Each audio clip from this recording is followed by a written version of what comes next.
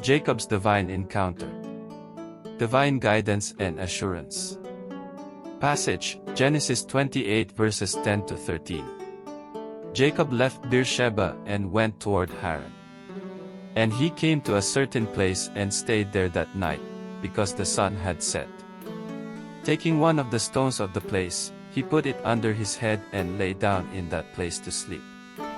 And he dreamed, and behold, there was a ladder set up on the earth, and the top of it reached to heaven. And behold, the angels of God were ascending and descending on it.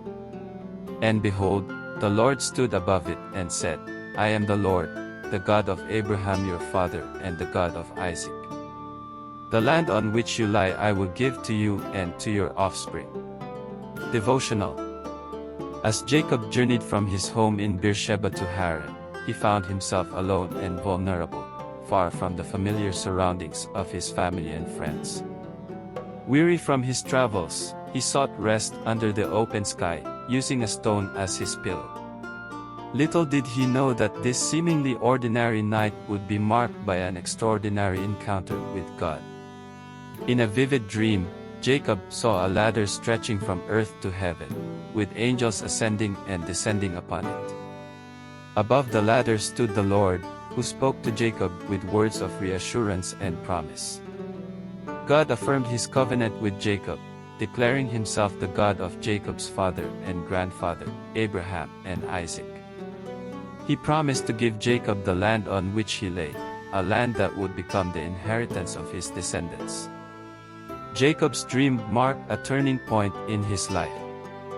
It was a moment of divine guidance and assurance, a confirmation that he was not alone in his journey.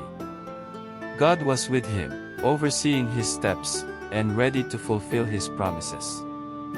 This story reminds us that even in our darkest moments, when we feel lost and uncertain, God is with us. He sees our struggles and knows our needs. He guides us through life challenges and provides us with the assurance of His presence and love. Reflection. 1. Have you ever experienced a moment of divine guidance or assurance? How did it affect you? 2. What are some ways you can seek God's guidance in your life?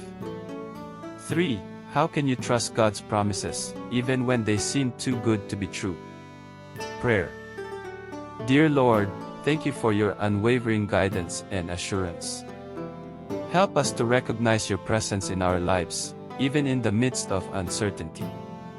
Grant us the faith to trust in your promises, knowing that you are with us always. Amen.